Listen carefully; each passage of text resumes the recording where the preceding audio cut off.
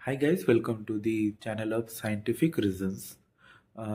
Well आज हम जानने वाले हैं क्यों हमेशा प्लैनेट्स सन के चारों तरफ ही घूमते रहते हैं एक सर्कुलर पाथ में और एक सर्कुलर ऑर्बिट्स में।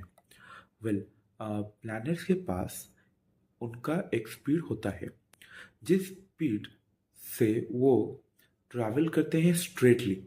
जैसे कि हम एक टॉर्च लाइट ऑन किए, उसका लाइट रे स्ट्रेट ही जाता है विदाउट बेंडिंग एनीवेयर।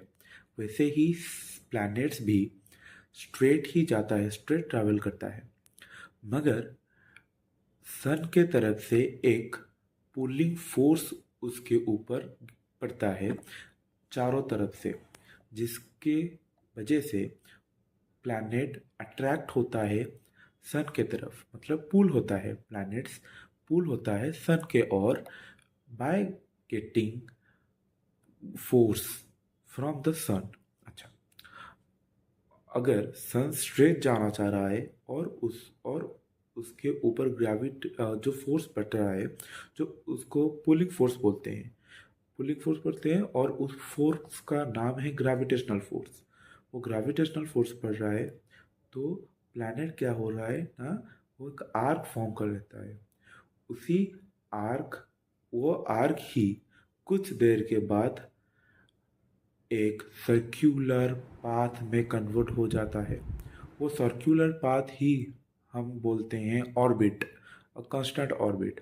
तो इसीलिए प्लैनेट सन के चारों तरफ ही घूमते रहते हैं।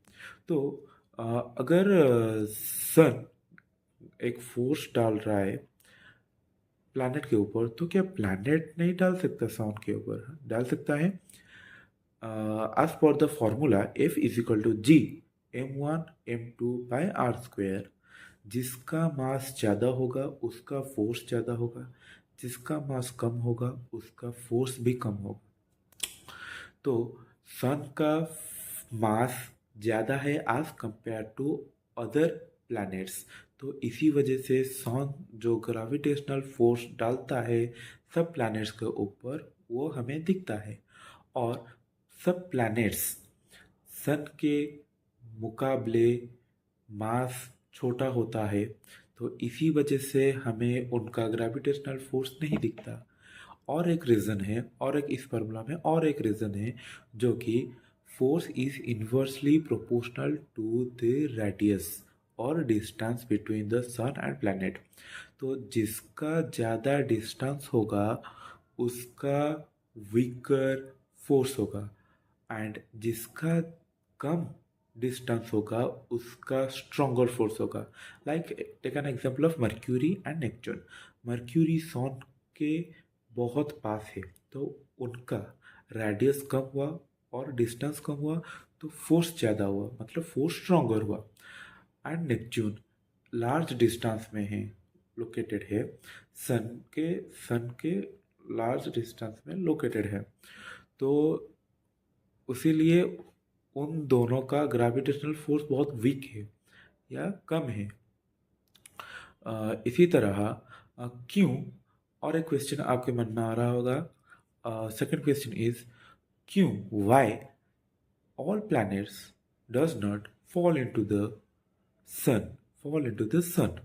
Because क्यों सब प्लैनेट्स सन के ऊपर गिर नहीं जा रहे? क्योंकि ना सब प्लैनेट्स एक स्पीड में हैं। मैंने जैसे पिछले फर्स्ट में बोला कि सब प्लैनेट्स के पास उनका एक स्पीड है, उनका स्पेसिफिक स्पीड है। अगर मगर उनके पास एक स्पीड है तो वो स्ट्रेट जा रहे हैं, एंड ग्रेविटेशनल पुल की वजह से आर्क में कन्वर्ट होकर कुछ समय के बाद वो एक सर्कुलर पाथ में घूम रहे हैं। तो इसीलिए प्लैनेट्स कभी भी सन को छोड़ के नहीं जा सकते। अगर ग्रेविटेशनल फोर्स जब तक है उन दोनों के बीच में, एंड कभी भी प्लैनेट्स सन के ऊपर जाकर नहीं गिरेगा जब तक प्लैनेट्स के पास उनका स्पीड है। Thank you for watching the video. If you like the video, then hit the like button and subscribe the channel. आगे आगे हम और ही भी इंटरेस्टिंग टॉपिक्स लाएंगे साइंटिफिक रीजंस के साथ। ये मेरा फर्स्ट टाइम कम्युनिकेशन है कैमरा के साथ, तो इसी वजह से कुछ दिक्कत आ रहा है मेरे साथ। और आगे चलकर मैं कम्युनिकेशन एंड टॉपिक्स में भी स्ट्रॉन्ग करके लाऊंगा आप सभी के लिए। Keep supporting, thank you for watching.